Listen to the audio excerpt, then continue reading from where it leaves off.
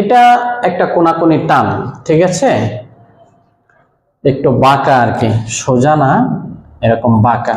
এটা একটা টান।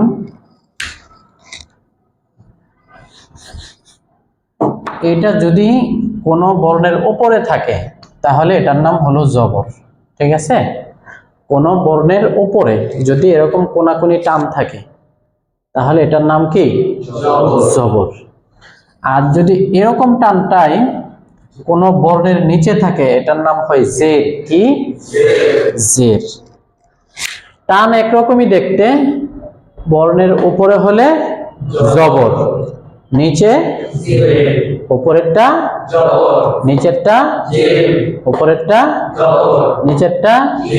এখন বর্ণ যেটাই হোক, এটা আলিফ আছে, এটাকে আমি ত বানায় দিলাম, ঠিক আছে, বা এটাকে আমি মিম বানায় দিলাম, এখনো এটা জবর আর এটা জের। বর্ণ যেটা মনে চায় সেটা হোক, উপরেরটার নাম জবর আর নিচেরটার নাম জের। বর্ণ 29টার যে কোনোটা হইতে পারে, কিন্তু কোনাকুনি দাগটা যদি উপরে থাকে তাহলে জবর আর নিচেরটার নাম কি? জের। এখন জবর জের যেহেতু আপনারা চিনছেন এবং আপনারা সবাই অত্যন্ত বুদ্ধিমান, একটু পরীক্ষা করি আপনারা পারেন কিনা, ঠিক আছে? দেখি পারেন কিনা, বলেন এটা কি? খুব চিন্তা করে বলেন। জের। এটা উপরে না নিচে কিছু বোঝা যায়? তাহলে সবাই ফেল। এখন বলেন। হ্যাঁ, এবার ঠিক আছে, এখন বলেন। এবার ঠিক আছে, এবার সবাই পাস করছেন। জবর জের, ঠিক আছে। কিন্তু যদি একটা টান দিই তাহলে এটা জাস্ট একটা টান, এটা জবরও না জেরও না, কারণ উপরেও না নিচেও না, কিছুই বোঝা যায় না, ঠিক আছে। জবর জের চেনা হয়েছে? আমরা ছোট বাচ্চাদেরকে যখন পড়াই তখন নাকি ওদেরকে নিয়ে অনেক মজা করি, ইচ্ছা করে সবকটা ফেল করে, ফেল করার পর তারপরে আবার পাস করে, এখন আবার সবাই খুশি হয়। প্রথম তো সবাই আপনাদের মধ্যে যেরকম জবর জোরে চিল্লাম দেয়, সেটা তো বোঝে না। আচ্ছা, যাই হোক,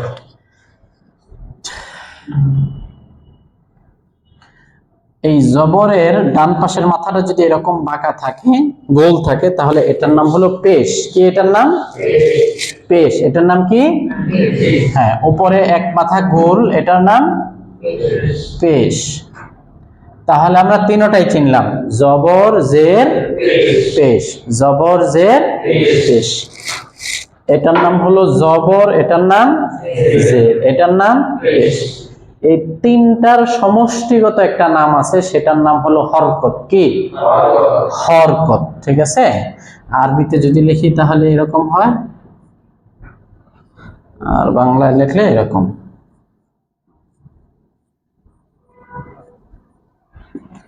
হরকত। তাহলে হরকত বলা হয় এক জবর এক জের এক পেশকে। এক জবর এক জের এক পেশকে কি বলে? হরকত বলে। এক জবর এক জের এক পেশকে হরকত বলে। এক জবর এক জের এক পেশকে হরকত বলে।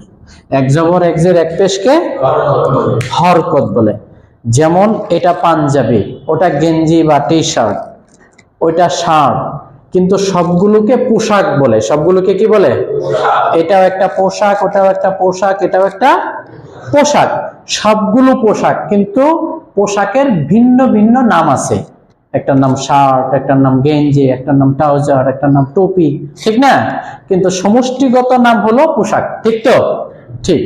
তো এই জন্য এটার নাম জবর, এটার নাম যে, এটার নাম পেশ, কিন্তু এই সবগুলোকে একসাথে কি বলে? হরকত বলে, ঠিক আছে। এখন এই হরকত আসলে হরকতকে কি করতে হয়? হরকতের কাজ কি? হরকতের কাজ হলো, যখন হরকত আসে হরকতের উচ্চারণটা দ্রুত করতে হয়। কেমনে করতে হয়? দ্রুত, তাড়াতাড়ি করতে হয়, কোনো টান দেওয়া যায় না। হরকতের উচ্চারণের সিস্টেম হলো, এই হরকত যত জায়গায় আসবে হরকতের উচ্চারণ কেমনে করতে হবে? তাড়াতাড়ি করতে হবে। হরকত বলা হয় এক জবর এক জের এক পেশকে, আর হরকতের উচ্চারণ তাড়াতাড়ি করতে হয়। হরকতের উচ্চারণ, হরকতের উচ্চারণ, এটা মাথায় রাখতে হবে, এটা ঠিক আছে, এটা যেন মনে থাকে। হরকত এক জবর এক জের এক পেশকে বলে, আর হরকতের উচ্চারণ তাড়াতাড়ি করতে হয়। হরকতের উচ্চারণ কেমনে করতে হয়? তাড়াতাড়ি করতে হয়। ঠিক আছে, আমরা আরেকটা পড়া পড়ি, আরেকটা বাকি আছে।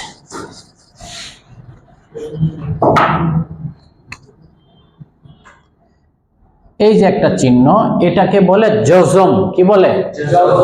জজম।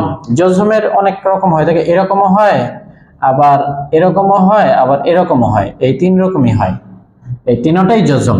এক এক সময় লেখার সিস্টেমে এক এক রকম দেখা যায়।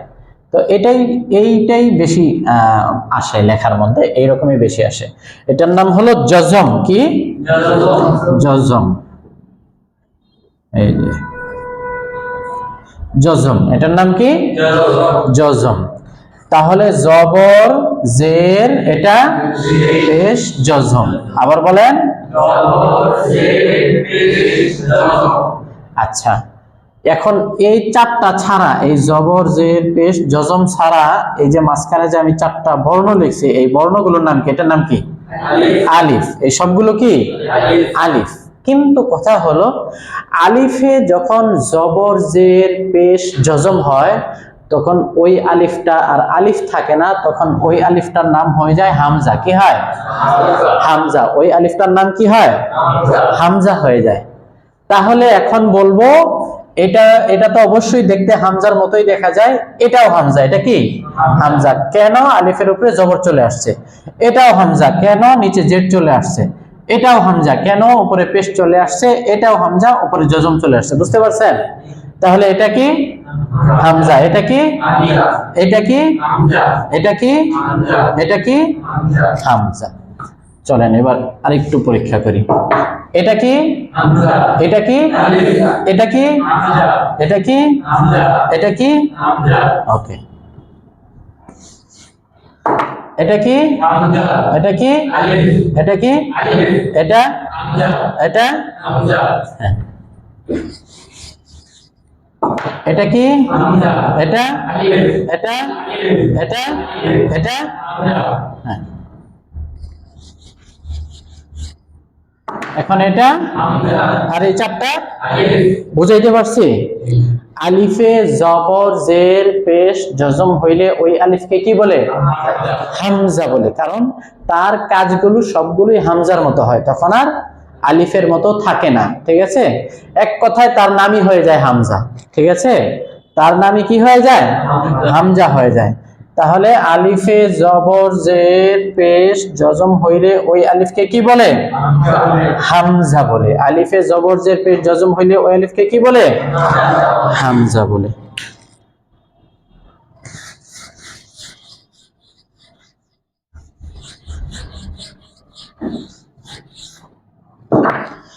চলেন আমরা একটু উচ্চারণ শুরু করে দিই। দুইটা হামজা লিখলাম, তিনটাই হামজা লিখে ফেলি। প্রথমটা হরফের নাম কি? হামজা। হরকতের নাম কি? হরকতের নাম জবর।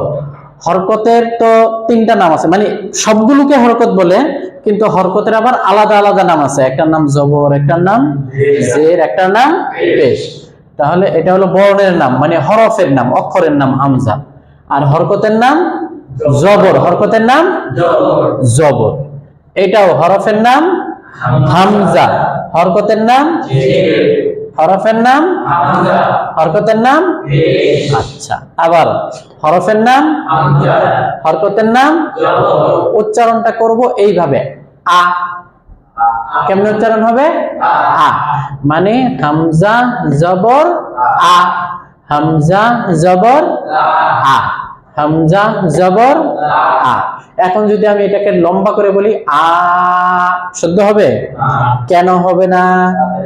হরকতের উচ্চারণ তাড়াতাড়ি পড়তে হয়। হরকতের উচ্চারণ তাড়াতাড়ি পড়তে হয়। এজন্য কেউ যদি হরকতের উচ্চারণ টেনে পড়ে, আ এরকম টেনে পড়ে, তাহলে অবশ্যই ভুল হবে, অবশ্যই ভুল হবে।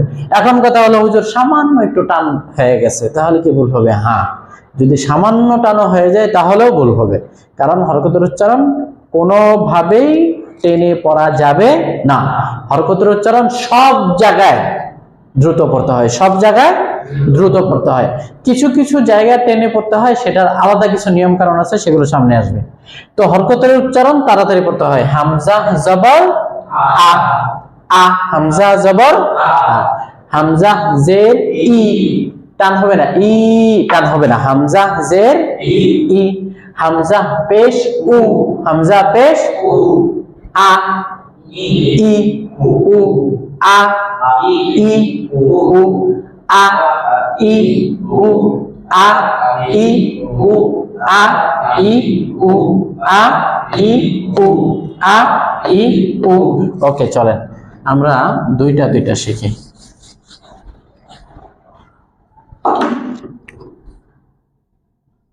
প্রথমটার উপরে জবর দেওয়া আছে, হামজা জবর আ, এটার উপরে জবর দিলাম, হামজা জবর আ, দুইটা মিলে একসাথে আ আ। কেমনে হবে? আ আ, একটু ধাক্কা লাগবে, ঝটকা লাগবে, আ আ আ আ। এটাকে পেশ বানায় দিলাম। এখন আ উ, কেমনে হবে?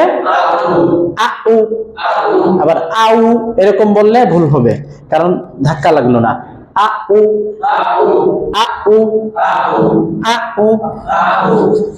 এখন এটাকে জের বানায় দিলাম। এখন উচ্চারণটা কেমন হবে? আ ই। কেমনে হবে? আ ই। হ্যাঁ, এখন এটাকেও জের বানায় দিলাম। এখন ই ই, ই ই, ই ই। হ্যাঁ, এখন এটাকে জবর বানায় দিলাম। এখন ই আ, ই আ এরকম যেন না হয়, ই আ, ই আ, ই আ, ই আ। এখন এটাকে পেশ বানায় দিলাম। এখন কি হবে? ই উ, ই উ। এখন প্রথমটাকে পেশ বানায় দিলাম। এখন দুইটা মিলে কি হবে? দুইটা মিলে উ উ। কি হবে? উ উ। এখন দ্বিতীয়টাকে জবর বানায় দিলাম। এখন কি হবে? কি হবে? উ আ। এখন দ্বিতীয়টাকে জের দিয়ে দিলাম। কি হবে? কি হবে? উ ই। এই সবগুলো মিলে আমরা 18টা উচ্চারণ করছি। কয়টা? হ্যাঁ, এই যে আলাদা আলাদা করে পড়লাম 18টা। আমি যদি 18টা একসাথে লিখি, আ আ, আ উ, সবগুলো পড়েন।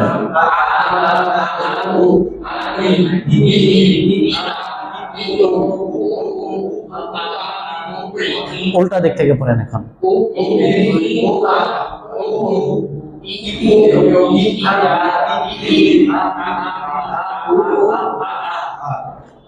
এখানে এখন পেছ লেগে যায়। হ্যাঁ হ্যাঁ, পেছ লেগে যায়। এখন এটা হামজা দিয়ে সহজ মনে হচ্ছে, কিন্তু যখন বর্ণ চেঞ্জ করে দেব, অন্য বর্ণগুলো দিলে কিন্তু কঠিন মনে হবে।